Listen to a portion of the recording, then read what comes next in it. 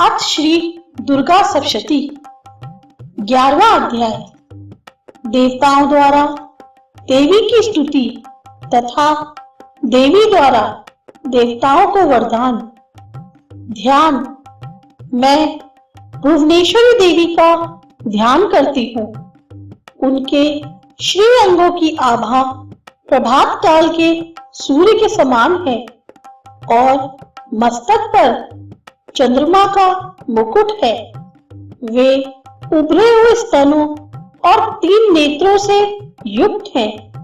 उनके मुख पर मुस्कान की छटा छाई रहती है और हाथों में वरद, अंकुश, पाश एवं अभय मुद्रा शोभा पाते हैं। ऋषि कहते हैं, देवी के द्वारा वहां महादैत्यपति शुंभ के मारे जाने पर इंद्रादि देवता अग्नि को आगे करके उन कात्यायनी देवी की स्तुति करने लगे। उस समय अभीष्ट की प्राप्ति होने से उनके मुख कमल दमक उठे थे और उनके प्रकाश से दिशाएं भी जगमगा उठी थी। देवता बोले, शरणागत की पीड़ा दूर करने वाली देवी हम पर प्रसन्न हो। संपूर्ण जगत की माता प्रसन्न हो। विश्वेश्वरी, विश्व की रक्षा करो। देवी, तुम ही चराचर जगत की अधीश्वरी हो। तुम इस जगत का एकमात्र आधार हो, क्योंकि पृथ्वी रूप में तुम्हारी ही स्थिति है। देवी, तुम्हारा पराक्रम अलंघनीय है। तुम ही जल रूप में स्थित होकर संपूर्ण जगत को तृप्त करती हो।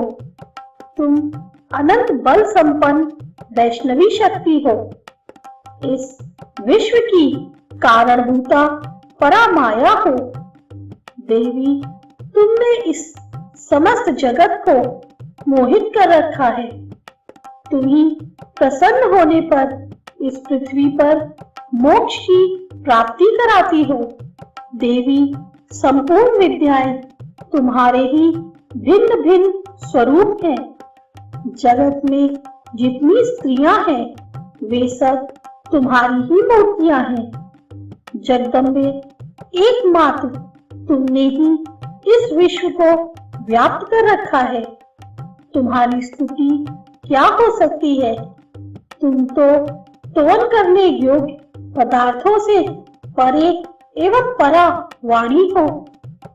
जब तुम सर्व स्वरूपा देवी स्वर्ग तथा मोक्ष प्रदान करने वाली हो, तब इसी रूप में तुम्हारी स्तुति हो गई।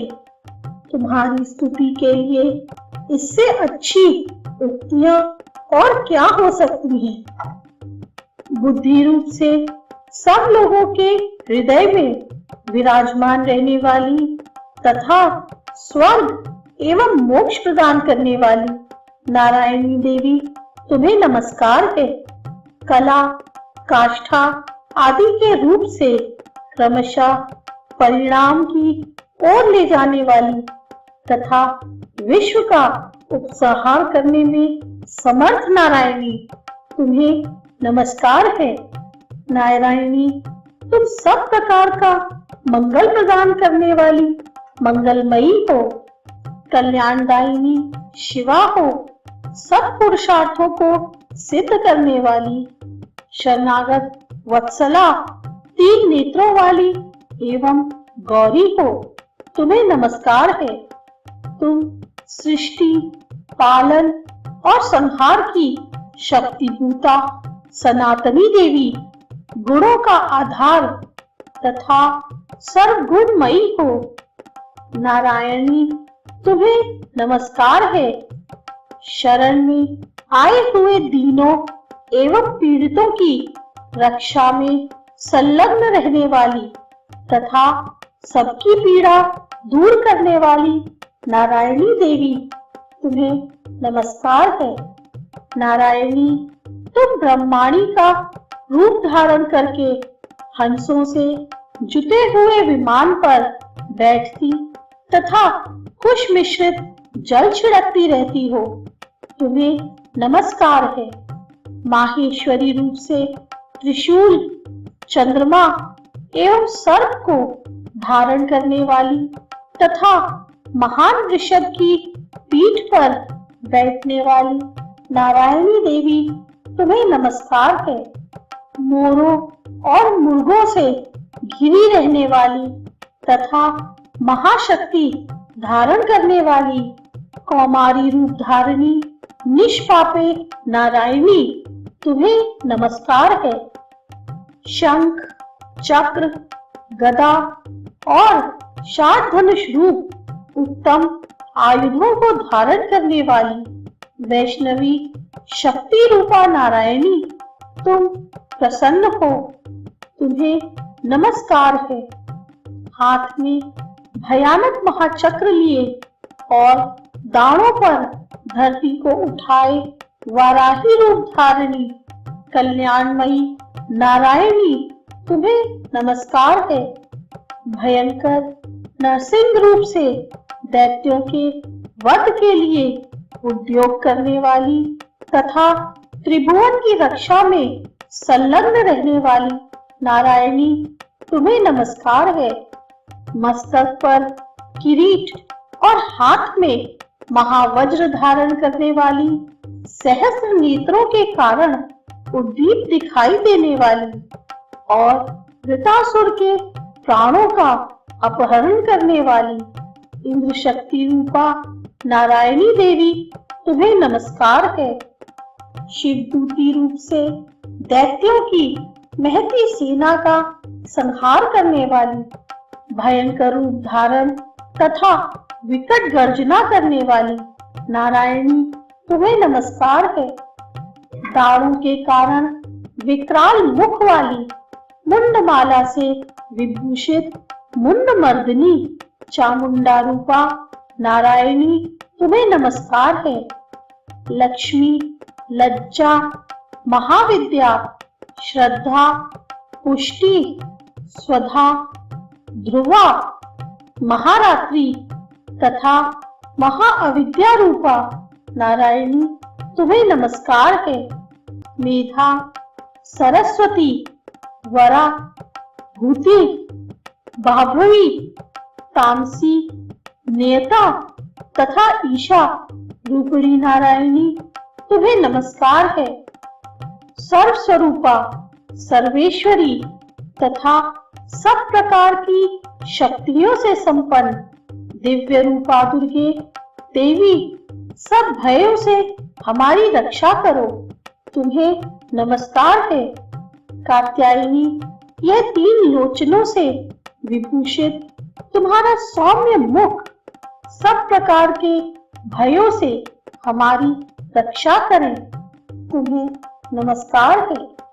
भद्रकाली, ज्वालाओं के कारण विकराल प्रतीत होने वाला अत्यंत भयंकर और समस्त असुरों का संहार करने वाला तुम्हारा त्रिशूल भय से हमें बचाए, तुम्हें नमस्कार है।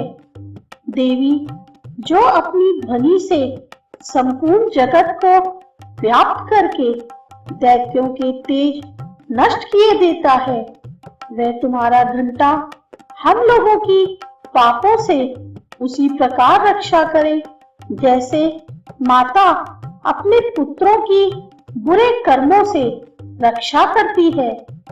चंडिके, तुम्हारे हाथों में सुशोभित खड्ग जो असुरों के रक्त और चर्बी से चर्चित है, हमारा मंगल करे, हम तुम्हें नमस्कार करते हैं। देवी, तुम प्रसन्न होने पर सब रोगों को नष्ट कर देती हो और कुपित होने पर मनोवांछित सभी कामनाओं का नाश कर देती हो। जो लोग तुम्हारी शरण में जा चुके हैं, उन पर विपत्ति तो आती ही नहीं।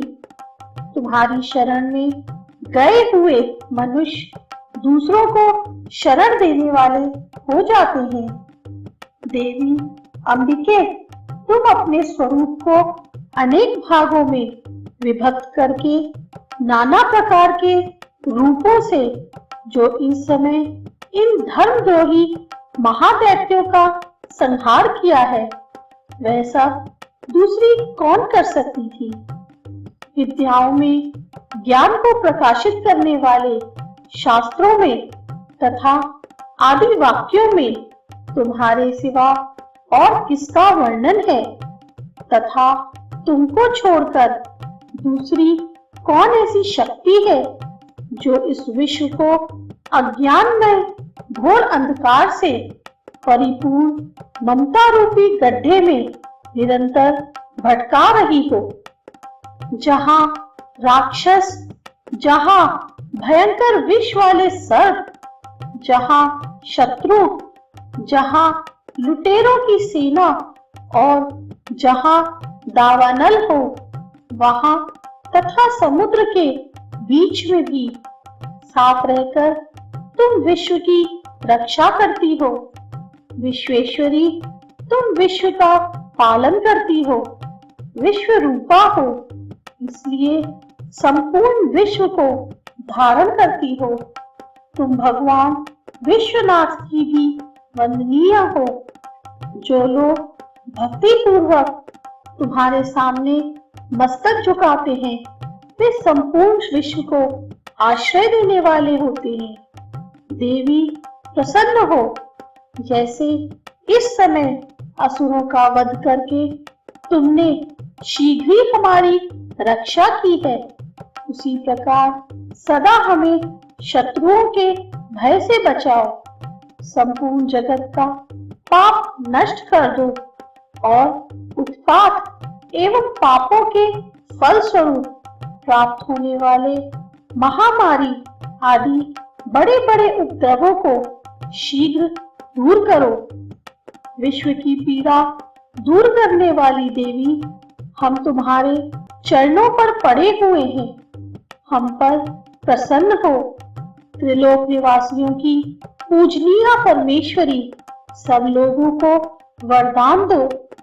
देवी बोली, देवताओं, मैं वर देने को तैयार हूँ। तुम्हारे मन में जिसकी इच्छा हो वह वर मांग लो।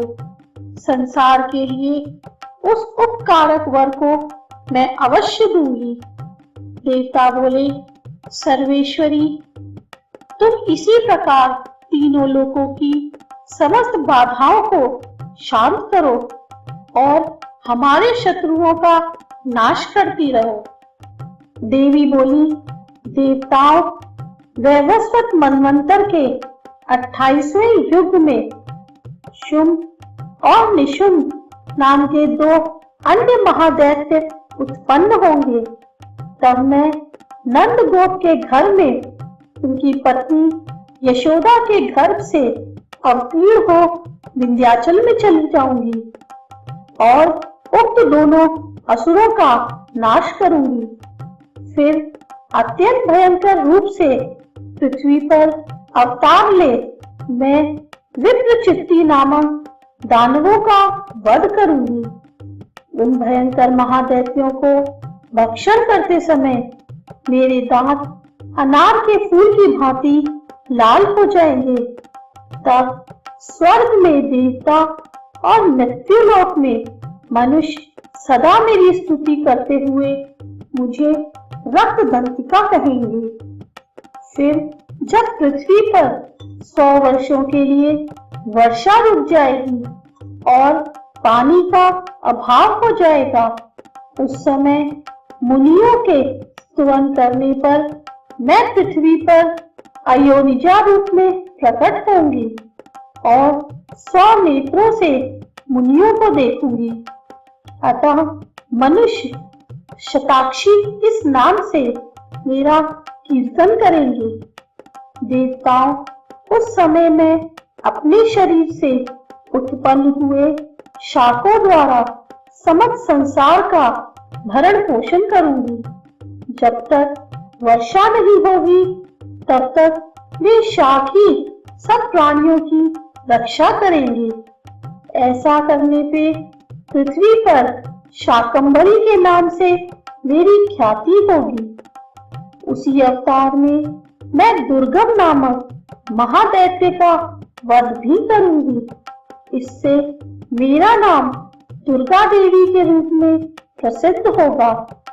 फिर मैं जब भीम रूप धारण करके मुनियों की रक्षा के लिए हिमालय पर रहने वाले राक्षसों का भक्षण करूंगी, उस समय सब मुनि भक्ति से नतमस्तक हो मेरी स्तुति करेंगे। तब मेरा नाम भीमा देवी के रूप में विख्यात होगा। जब अरुण नामक दैत्य तीनों लोकों में भारी उपद्रव मचाएगा, तब मैं तीनों लोकों का हित करने के लिए 6 पैरों वाले असंख्य भंवरों का रूप धारण करके उस महादैत्य का वध करूंगी।